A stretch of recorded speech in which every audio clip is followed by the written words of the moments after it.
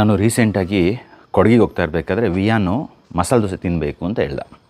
ಹಾಗೆ ಒಂದು ಚಿಕ್ಕ ಒಂದು ಹೋಟೆಲಿಗೆ ಹೋಗಿ ಅಲ್ಲಿ ಮಸಾಲೆ ದೋಸೆ ತಿನ್ನೋಕ್ಕೆ ಅಂತ ವೆಯ್ಟ್ ಮಾಡ್ತಾಯಿದ್ದೆ. ಆಗ ಗೋಡೆ ಮೇಲೆ ಒಳ್ಳೆ ಪೇಂಟಿಂಗ್, ಕೊಡಗು ಬಗ್ಗೆ, ನಾಗರಹೊಳೆ ಬಗ್ಗೆ, ನೀರಿನ ಬಗ್ಗೆ ಎಲ್ಲ ಒಂದು ಪೇಂಟಿಂಗ್ ಇತ್ತು. ತುಂಬ ಸಖತ್ತಾಗಿತ್ತು, ಸಿಂಪಲ್, ಒಳ್ಳೆ ಮೆಸೇಜ್ ಇರೋದು. ಆಗ ನನ್ನ ಕಣ್ಣು ಹೋಗಿದ್ದು ಅದೊಂದು ನೀರದ್ದು ಕಾನ್ಸೆಪ್ಟ್ ಮೇಲೆ. ಅದೇನು ಅಂತ ಹೇಳಿದ್ರೆ, ಕೆಲವು ದಶಕಗಳ ಹಿಂದೆ ನಾವು ಡೈರೆಕ್ಟು ನದಿ ನೀರು ಆಗಿರ್ಬೋದು, ಮಾಮೂಲು ನ್ಯಾಚುರಲಾಗಿ ಏನು ಸಿಗ್ತೈತೆ ಅದನ್ನ ಕುಡಿತಾ ಇದ್ವು ಅಂತೆ. ಆಮೇಲೆ ನೆಕ್ಸ್ಟ್ ಬಂದು ಟ್ಯಾಪ್ ವಾಟರಿಗೆ ಶಿಫ್ಟ್ ಆದ್ವಿ. ಆಮೇಲೆ ನೆಕ್ಸ್ಟ್ ಬಂದು ವಾಟರ್ ಬಾಟ್ಲಿಗೆ ಶಿಫ್ಟ್ ಆದ್ವಿ. ಸೊ ಇದೆಲ್ಲ ಓಕೆ, ಬಟ್ ನೆಕ್ಸ್ಟು ನಿಮ್ಮ ಮುಂದಿನ ಮೊಮ್ಮಕ್ಕಳಿಗೆ ಏನು ಅಂತ ಹೇಳೋ ಒಂದು ಕಾನ್ಸೆಪ್ಟಲ್ಲಿ ಆ ಫೋಟೋ ಇತ್ತು. ಬಟ್ ಆ್ಯಕ್ಚುಲಿ ಒಂದು ಕಡೆ ನಾನು ಅದೆಲ್ಲ ನೋಡ್ಕೊಂಡು ಬಂದಾಗ ಮುಂದಿನ ಮೊಮ್ಮಕ್ಕಳಿಗೇನು? ಸೊ ಈ ಟೈಮಲ್ಲಿ ಕಾನ್ಸೆಪ್ಟ್ ಏನು ಅಂತ ಹೇಳಿದ್ರೆ, ಅಯ್ಯೋ ನಾವು ಈ ಪ್ರಪಂಚದಲ್ಲಿ ಎಷ್ಟು ವರ್ಷ ಇರ್ತೀವೋ ಗೊತ್ತಿಲ್ಲ, ಅಲ್ಲಿಂದ ನಾವು ಹೊರಟೋಗ್ತೀವಿ, ಇನ್ನು ಏನಾದರೂ ಮಾಡ್ಕೊಳ್ಳಿ, ಮಕ್ಕಳ ವಿಷಯ ನಮಗೆ ಯಾಕೆ ಅಂತ ಹೇಳೋ ಒಂದು ಕಾನ್ಸೆಪ್ಟಲ್ಲಿ ಕೆಲವರು ಇರ್ತಾರೆ. ಬಟ್ ಬನ್ನಿ ಒಂದು ವಿಷಯನ ಡಿಕೋಡ್ ಮಾಡ್ತೀನಿ. ಪ್ರಾಬಬ್ಲಿ ನಾನು ಕಲ್ತಿರುವಂಥ ಕೆಲವು ವಿಚಾರಗಳು, ಓದಿರುವಂಥ ಕೆಲವು ವಿಚಾರಗಳು ಎಲ್ಲ ಏನು ಮಾಡಿಬಿಟ್ಟು ಸಿಂಪಲ್ಲಾಗಿ ನಿಮಗೆ ಅರ್ಥ ಆಗೋ ಥರ ಒಂದು ಕಾನ್ಸೆಪ್ಟ್ ಹೇಳ್ತೀನಿ. Beautiful concept. ನಾವಿವಾಗ ಹುಟ್ಟಿರೋದು ಒಂದು ಮ್ಯಾಜಿಕ್ಕು. ಅದು ಎಲ್ಲಿಂದ ಬಂದ್ವಿ, ಏನು ಕತೆ, it's all in the creator ಅಲ್ವಾ? ಅದೇ ಥರ ನಾವು ಸಾಯೋದು ಕೂಡ ಒಂದು ಮ್ಯಾಜಿಕ್ಕು.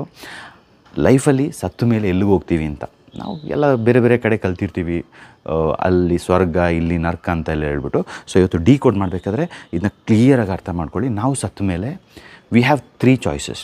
ಓಕೆ, ಈ 3 ಚಾಯ್ಸಸ್ ಅಂತ ಯಾವುದು ಅಂತ ಹೇಳ್ತೀನಿ. ಫಸ್ಟ್ ಒಂದು ಬಂದು ಸ್ವರ್ಗ, ಹೆವನ್. ಯಾಕೆ? ನಾವು ನಮ್ಮ ಪಾಠಗಳನ್ನ ಈ ಪ್ರಪಂಚದಲ್ಲಿ ಕಲ್ತಿರಬೇಕು. ಈ ಒಂದು ಪ್ರಕೃತಿಗೆ ಎಷ್ಟಾಗುತ್ತೋ ಅಷ್ಟು ಒಳ್ಳೇದು ಮಾಡಿರಬೇಕು. ಜನರಿಗೆ ತುಂಬ ಒಳ್ಳೇದು ಮಾಡಿ ಎಲ್ಲರೂ ಒಂದು ಲೈಫಲ್ಲಿ ನಾವು ಏನೋ ಒಂದು ಪಾಸಿಟಿವ್ ಮಾಡಿ ಇಟ್ಟು ಎಲ್ಲ ಮುಗಿಸ್ಕೊಂಡು ನಮ್ಮ ಒಂದು ಕಾರ್ಮಿಕ್ ಡೆಟ್ಸ್ ಅಂತ ಏನಿರುತ್ತೆ ಅದನ್ನ ಮುಗಿಸ್ಕೊಂಡು ಹೋದರೆ ವಿ ವಿಲ್ ಗೋ ಟು ಸ್ವರ್ಗ, ಹೆವನ್. ಆಪ್ಷನ್ 1 ಆಯ್ತಲ್ಲ. ಆಪ್ಷನ್ 2 ಯಾವುದು ಅಂತ ಹೇಳಿದ್ರೆ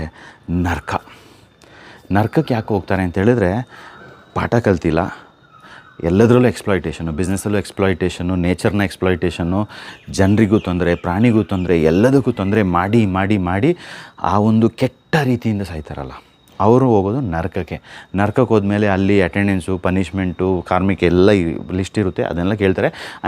ಸೈಂಟಿಫಿಕ್ಕು, ರಿಲಿಜಿಯಸ್ಸು ಏನೇ ನೋಡ್ಕೊಳ್ಳುವ, ದೇರ್ ಈಸ್ ಸಮಥಿಂಗ್ ಅಥೆಂಟಿಸಿಟಿ. ಅದು ಇನ್ನೂ ನಮಗೆ ಏನು ಅಂತ ಅದ್ರ ಬಗ್ಗೆ ಜಾಸ್ತಿ ಗೊತ್ತಿಲ್ಲದೋದ್ರು, ಬಟ್ ಏನೋ ಒಂದು ಇರುತ್ತೆ. ದಟ್ ಈಸ್ ಕಾಲ್ಡ್ ನರ್ಕ. 3ನೇದಿದೆ, that is the so called powerful. ಅದೇನು ಅಂತ ಹೇಳಿದ್ರೆ, ನಾವು ಒಳ್ಳೆಯವರಾಗಿರ್ತೀವಿ,